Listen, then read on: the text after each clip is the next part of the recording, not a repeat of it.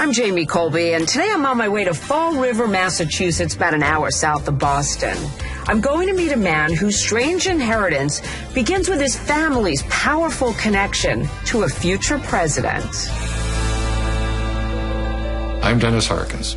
Our mother passed in 1990. She left us with correspondence regarding our Uncle Harold, who was lost in the South Pacific during World War II.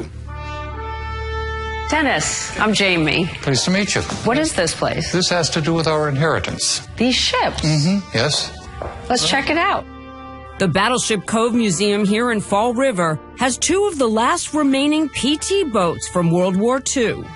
Dennis's Uncle Harold, who served on a PT boat, joined the Navy in November 1941. He was the impish, typical younger brother. I think it was probably exciting for him. Then, a month later, Pearl Harbor. We have witnessed this morning falling out Pearl Harbor by enemy planes. With the U.S. at war, Harold is shipped to the South Pacific. He puts in a request to join a PT boat crew. PT is Navy lingo for patrol torpedo. In addition to torpedoes, the 80-foot boats were armed with twin machine gun turrets, including one just to the right of the captain's helm. They could lay low in the water, wait for the enemy ships to pass, and then attack them with the torpedoes. The museum's PT boat curator, Don Shannon, shows me around. Wow, tight quarters. Why are they called the Mosquito Fleet? Mosquitoes could infect you with malaria, so they were deadly, and they were small and fast. By the summer of 1943, Harold is stationed aboard a PT boat like this one near the Solomon Islands. Harold's captain, 26-year-old Navy Lieutenant Junior Grade John F. Kennedy. So, Don, this is where John F. Kennedy, Lieutenant Junior Grade, controlled this ship from. Correct. Right here. Can barely see over. And they operated in the dark of night? Yes. 4 feet away is where Harold was operating that turret. This really puts it in perspective. The idea was to go out and attack the destroyers and sink them. But no radar. The 109 did not have radar. So, try driving down the highway at night with your headlights off. On one such night, August 1st, 1943, out of the darkness comes the Amagiri, a Japanese destroyer traveling at 40 knots. 19-year-old Harold Marney is stationed in that gun turret. Harold gave the alarm, ship at 2 o'clock. The Amagiri slices right through PT-109. And right here where you're standing, this wing tank actually exploded. It's hard to imagine anyone could have survived.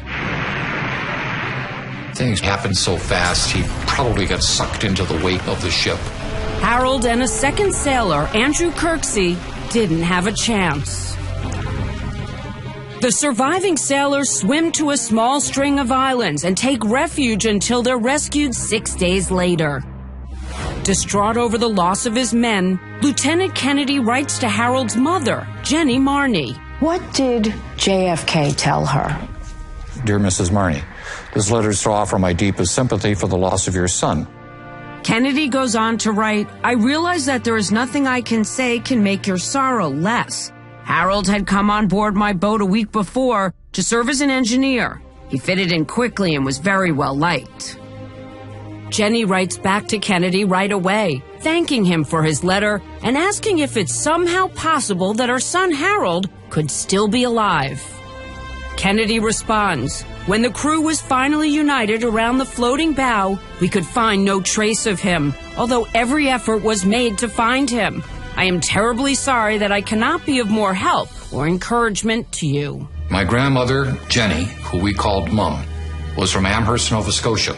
She was very English, she was very proper. And she feels she's made a friend. In early 1944, Mom learns that Kennedy will be back in Boston to get treated for the back injuries he sustained on PT-109. She goes to visit him in the hospital. You don't just get in to see Jack Kennedy. No, you don't. But somehow she does, more than once. What they talked about, God only knows. But I'm sure they talked about Harold. They probably talked about his brother Joe. JFK's older brother Joe was a naval aviator. When he's killed in a top-secret mission over England, Jenny sends her own letter of condolence. JFK writes back. It says, I want you to know how much I appreciated your card, standard thank you note. But he goes on to say, I know you know how we all feel. Boys like Harold and my brother Joe can never be replaced. Incredible. And he says, I hope that I shall see you sometime again.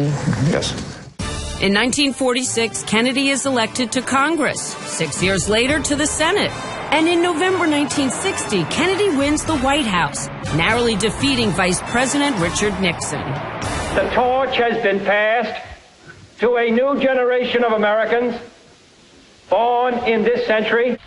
Just 3 months after taking office, in April 1961, Kennedy writes to Mom again.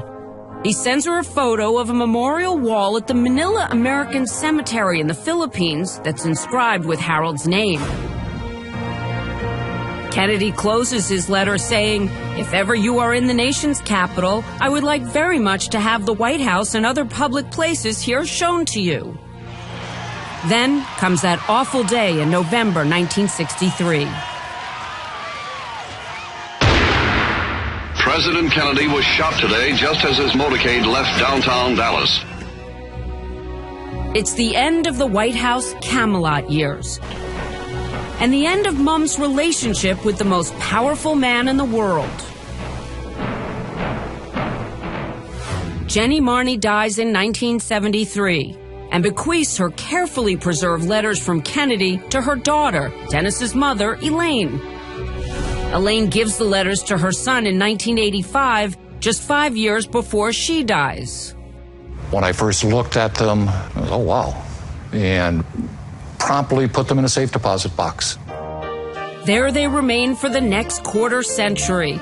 But a surprise phone call from a stranger will reignite this family's interest in their unique inheritance. I got on the phone and left this very strange message. Are you the nephew of PT-109 crew member Harold W. Marney?